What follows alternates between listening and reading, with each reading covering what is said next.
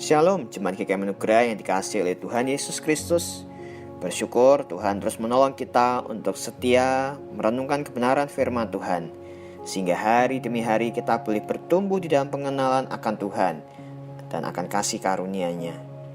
Renungan hari ini, Sabtu 26 Juni 2021, dengan tema Lihatlah Perbuatan Allah. Bacaan kita terambil dari Mazmur 66 ayat 5-6a yang berbunyi demikian. Pergilah dan lihatlah pekerjaan-pekerjaan Allah. Ia dahsyat dalam perbuatannya terhadap manusia. Ia mengubah laut menjadi tanah kering, dan orang-orang itu berjalan kaki menyeberangi sungai. Saudara, Allah masih bekerja hingga sekarang. Yesus berkata, Bapakku bekerja sampai sekarang, maka aku pun bekerja juga. Yohanes 5 ayat 17. Namun ketika kita melihat dunia ini dihantam pandemi, penyebaran virus corona yang begitu cepat sehingga banyak orang dilanda ketakutan, sekolah ditutup, ibadah minggu ditiadakan, pertanyaan bisa saja muncul di benak kita, di mana pekerjaan Tuhan? Sebelum pandemi, banyak ibadah kesembuhan ilahi diadakan di gor, lapangan terbuka, dihadiri ribuan orang, dan banyak orang mengalami mujizat kesembuhan dari Tuhan. Mengapa justru saat ini ketika banyak orang membutuhkan kesembuhan dari virus COVID, Tuhan seolah diam saja? Belum lagi amukan varian Delta yang baru-baru ini menjangkiti bukan hanya satu demi satu orang, namun keluarga demi keluarga di sekitar kita. Di mana karya Allah yang menyelamatkan? Saudara, selama kita menjadikan mujizat kesembuhan sebagai tolok ukur pekerjaan Allah, nampaknya kita akan kesulitan untuk memahami. Karena Allah bekerja melampaui keterbatasan pemikiran kita. Dan juga bukan hanya pada saat ini saja Allah bekerja, namun sudah sejak dahulu. Pemazmur mengungkapkan perbuatan Allah membebaskan bangsa Israel dari perbudakan Mesir. Ia menuntun umatnya melewati laut yang menenggelamkan menjadi laut yang menyelamatkan.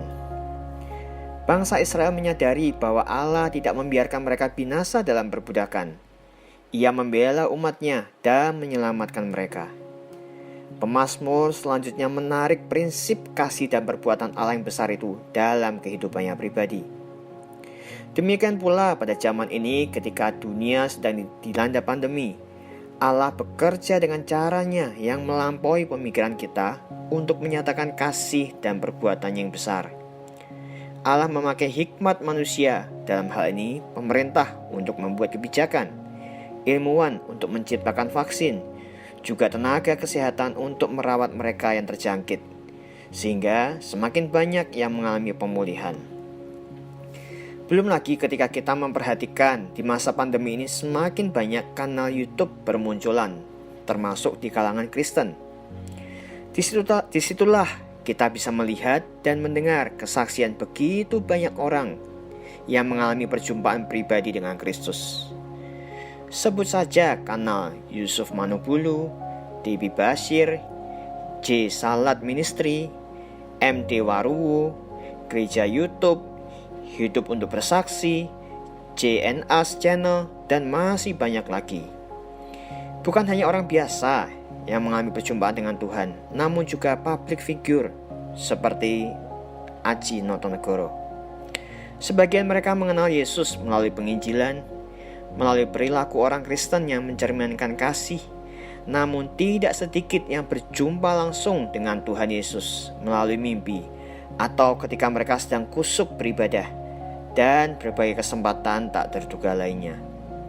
Jika kita ambil benang merahnya, semua kesaksian tersebut menyampaikan satu pesan, bahwa Allah masih bekerja sampai hari ini untuk membawa manusia mengenal kebesaran kuasa dan kasih-Nya. Oleh karena itu, mari kita mengizinkan Allah terus memakai kita menjadi saksi untuk menyatakan perbuatannya melalui perkataan dan perbuatan kita. Terima kasih Bapa, di dalam nama Tuhan Yesus, di dalam situasi yang kalut seperti saat ini, Engkau Allah bekerja sampai pada saat ini, membawa kami manusia untuk mengenal akan perbuatan Allah yang besar dan mengenal kasih-Mu.